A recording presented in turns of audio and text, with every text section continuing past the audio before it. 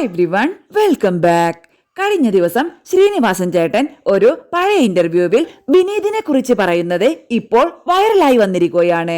അദ്ദേഹത്തിന്റെ വാക്കുകൾ ഇങ്ങനെ: വിനീത് ഒരു 1.5 വയസ്സായപ്പോൾ പാട്ട് പാടുന്നതായിട്ട് ഞാൻ കണ്ടു. വളരെ ചെറുപ്പത്തിൽ, അതായത് TV ചാനലിൽ വരുന്ന പാട്ടുകൾ അതുപോലെ പാടുക, അതേ ട്യൂണിലൊക്കെ പാടുക. അതെനിക്കൊരു അതിശയമായിരുന്നു. അതിനു മുൻപ് ഞാൻ ഈ പാട്ടുകാരന്റെ അച്ഛനായിട്ടില്ലല്ലോ, എനിക്കറിയില്ല. പാട്ടുകാർ ജന്മന എങ്ങനെയാണെന്ന് എനിക്കും അറിയില്ലല്ലോ. ഞാൻ വിചാരിച്ചു തരക്കേടില്ലല്ലോ ഈ പാട്ട്. അങ്ങനെ ചെറുപ്പത്തിൽ തന്നെ പാട്ട് പഠിപ്പിക്കണമെന്ന് തീരുമാനിച്ചു. അതിനുള്ള പരിപാടികൾ പറഞ്ഞു ചെയ്യിപ്പിച്ചു. എന്റെ ഭാര്യ അവൻ പാട്ട് പഠിക്കാൻ തുടങ്ങിയപ്പോൾ പല സ്ഥലത്തും പാട്ട് പാടാൻ കൊണ്ടു നടക്കാൻ തുടങ്ങി. പഠിക്കുന്ന സ്കൂളിൽ പ്രൈസൊക്കെ കിട്ടാൻ തുടങ്ങി. അത് കഴിഞ്ഞിട്ട് സ്കൂൾ യുവജനോത്സവത്തിൽ മാപ്പിളപ്പാട്ടിൽ ഫസ്റ്റ് പ്രൈസ് ഒക്കെ കിട്ടി. അതിനുശേഷം കൂടുതൽ ആളുകൾ ഇവനെ പാട്ടുപാടാൻ വിളിച്ചു കൊണ്ടുപോകാൻ തുടങ്ങി. അപ്പോൾ എനിക്ക് ഒരു പേടിയുണ്ടായി, ഇനി പഠിക്കാനുള്ള ശ്രദ്ധ പോകുമോ എന്ന കാര്യത്തിൽ.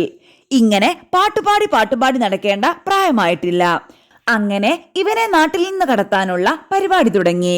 അവനോട് ഞാൻ പറഞ്ഞു, ഇവിടെ നിന്ന് ഇപ്പോൾ അടുത്ത കൊല്ലം പഠിക്കുന്നത് സെയിം ആളുകൾ കുട്ടികളുമൊക്കെ ആയിരിക്കും. ദൂരെ ഒരു സ്ഥലത്ത് പോവുകയാണെങ്കിൽ നീ പുതിയ ആളുകളെ പരിചയപ്പെടും, പുതിയ അന്തരീക്ഷം മനസ്സിലാവും. അങ്ങനെ ചെന്നൈയിൽ പഠിച്ചോ എന്ന് പറഞ്ഞിട്ട് അവൻ എങ്ങനെയും സമ്മതിക്കുന്നില്ല. കാരണം ഇവരെ അറിയുന്നവരും അംഗീകരിക്കുന്നവരും ഇവിടെയാണ്. അങ്ങനെ പറഞ്ഞ് ഏതോ ഒരു ദുർബല നിമിഷത്തിൽ സമ്മതിച്ചു. എന്നാ പിന്നെ അങ്ങനെയാവട്ടെ എന്ന് കരുതി +2 അവിടെ കൊണ്ടുപോയി.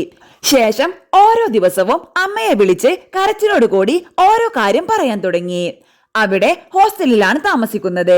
അവൻ അമ്മയോട് പറഞ്ഞു, ഇവിടെ ബാത്റൂമിന് ഡോറൊന്നും ഇല്ലാത്തത് കൊണ്ട് വേഗം പോയി കുളിക്കാമെന്ന്.